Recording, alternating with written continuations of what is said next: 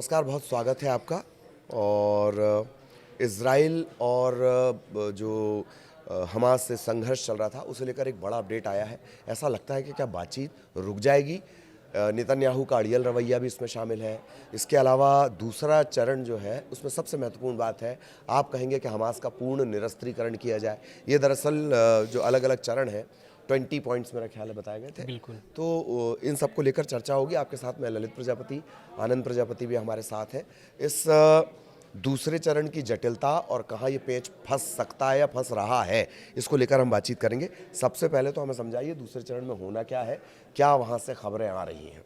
बिल्कुल, देखिए, जो आपको भी पता है कि युद्ध विराम हो चुका है, लेकिन दोनों तरफ से जो आरोप लग रहे हैं, हमास की तरफ से और इजराइल की तरफ से, दोनों की तरफ से यही है कि उल्लंघन जो है कि अभी भी जारी है।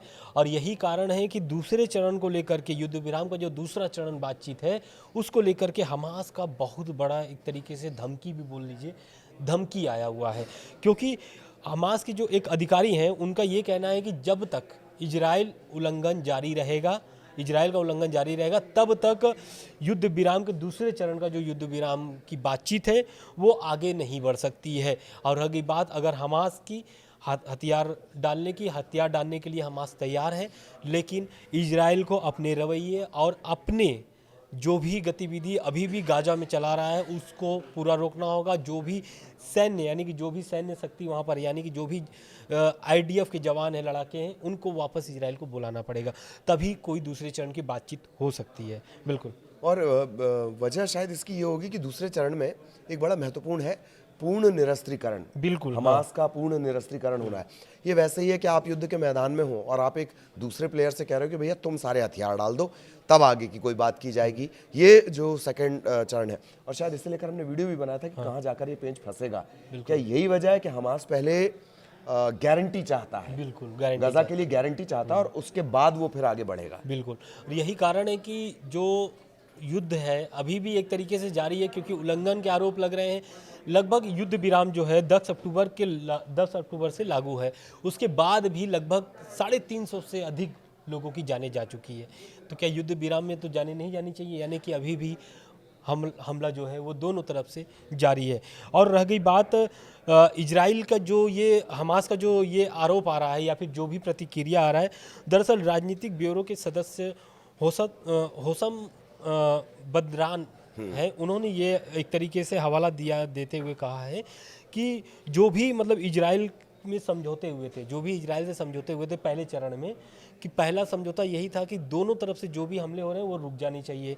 और जो भी वेस्ट बैंक है या फिर गाजा का उत्तरी जो पश्चिमी एरिया है, जो भी इलाका है जहाँ पर भी आईडीएफ के जवान हैं, उन्हें वापस बुलाना होगा इजराइल को। लेकिन उस समय तो ऐसा हुआ था कि जब लागू हुआ था युद्ध विराम, तो कुछ ऐसे गतिविधि देखने को मिली थी। लेकिन इन आरोपों के बीच, मतलब ये समझौतों के बावजूद दोनों तरफ से हमले जारी हैं। इसको लेकर के अब मामला फंस रहा है दूसरे चरण को लेकर के। जो दूसरे चरण की बातचीत है, इसमें बहुत अहम बिंदी है। पहला तो यह है कि जो अमेरिका के जो राष्ट्रपति हैं डोनाल्ड ट्रंप, उनके नेतृत्व वाले अंतर्राष्ट्रीय बोर्ड की देखरेख में एक अस्थायी फिलिस्तीनी सरकार के गठन का प्रस्ताव शामिल है। इस पर उसी समय जब बात होगी जब तक दूसरे चरण की बातचीत शुरू नहीं हो जाती है। ये दूसरे चरण की बातचीत में ही इस प्रस्ताव को रखा जाएगा, जिसमें एक तरीके से फिलिस्तीन को नई सरकार मिलेगी। जैसे आमतौर पर भारत जैसे देश चल रहा है लोकतांत्रिक, उस टाइप से कुछ बनाने की प्लान है। लेकिन अभी भी स्पष्ट नहीं हो पाया है, क्योंकि हमले अभी भी जारी है। रह गई बात ट्रंप की, या फिर अगर हम देख लें अरब का जो गाजा प्लान था, उसको दोनों में देखा जाए तो दोनों में समानता एकदम नहीं है। ट्रंप का जो प्लान था, वो ट्रंप का ये प्लान था कि गाजा को जो है पूरी तरीके से खाली करा करके, यानी जो 20 लाख लोग वहाँ पर हैं उनको पूरी तरीके से खाली करा करके गाजा का पुनर्निर्माण कराया जाए, जो कि वो प्रस्ताव पर बातचीत नहीं होती है। उसमें तो कई सारे लोग, मतलब लाखों लोग तो वैसे भी छोड़कर जा चुके हैं उस जगह को। बिल्कुल। जी। तो ये दरअसल ये जो पूरा प्लान है दूसरे चरण की, ये इसी तरह और उलझता जा रहा है। इसको सुलझाने के लिए अब ट्रंप को सामने आना पड़ेगा, क्योंकि ट्रंप जो है वो पहले भी कह चुके हैं हमास को कई बार, एक तरीके से धमकी भी दे चुके हैं कि अगर हमास अपने रवैये पर अगर कायम रहा तो उसको भुगतना पड़ेगा। लेकिन हमास जो है वो पूरी तरीके से युद्ध विराम के पक्ष में खड़ा हुआ है। बिल्कुल। अब देखना ये होगा कि जो इजराइल है यानी कि नेतन्याहू है वो क्या कहना चाह रहे हैं। आप भी बोले थे कि अड़ियल जो रवैया है नेतन्याहू का, वो कहीं ना कहीं इजराइल को भी नुकसान पहुंचा रहा है। दोनों तरफ से आप देखेंगे तो आर्थिक जो नुकसान है वो सभी को हो रहा है, चाहे वो फिलिस्तीन हो चाहे इजराइल हो, दोनों को हो रहा है। बिल्कुल। तो अड़ियल रवैये का हमने जिक्र किया है।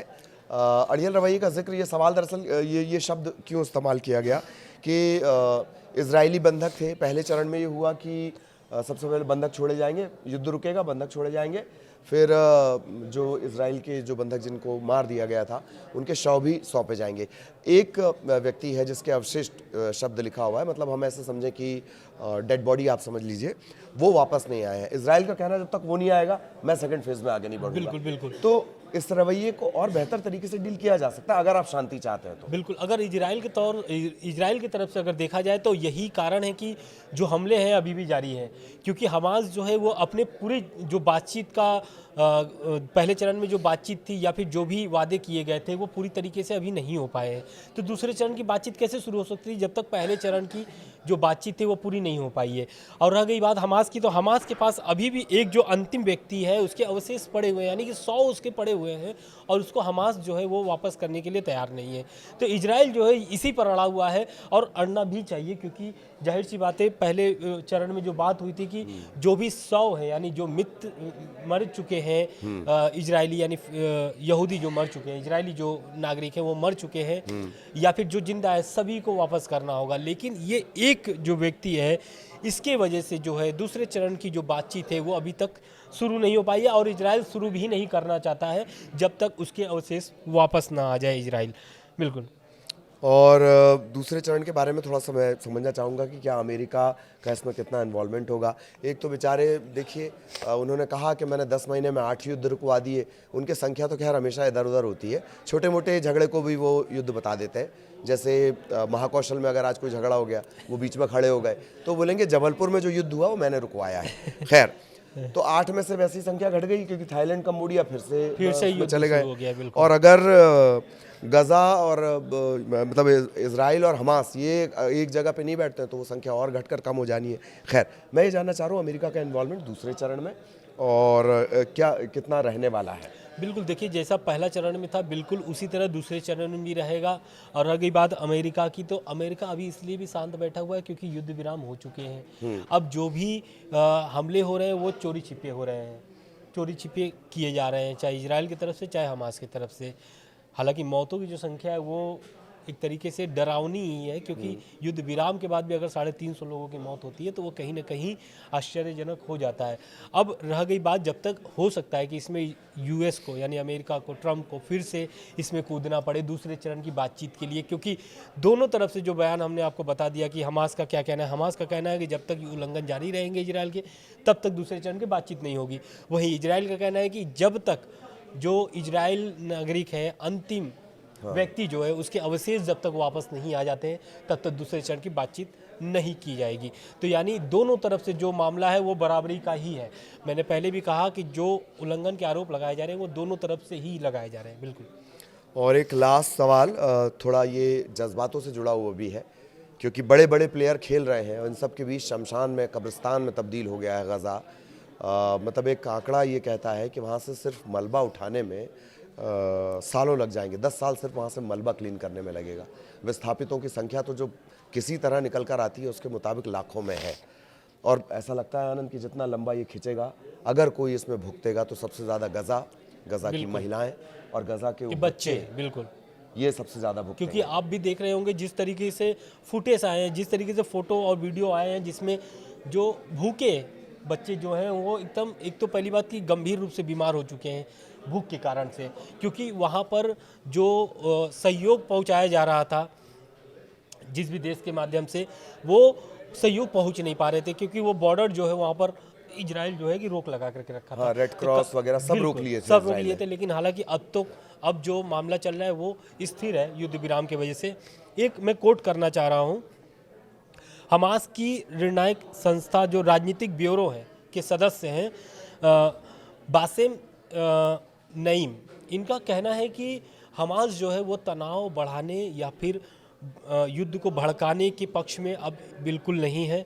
इजराइल को सहयोग करना पड़ेगा, तभी तालमेल बैठे, जब तक तालमेल दोनों की नहीं बैठ जाती तब तक दूसरे चरण की बातचीत नहीं की जा सकती है। रह गई बात इसके अवशेष की, जो अंतिम व्यक्ति जो हैं बचे हुए हैं उस पर अभी तक बोलने से बचे हैं।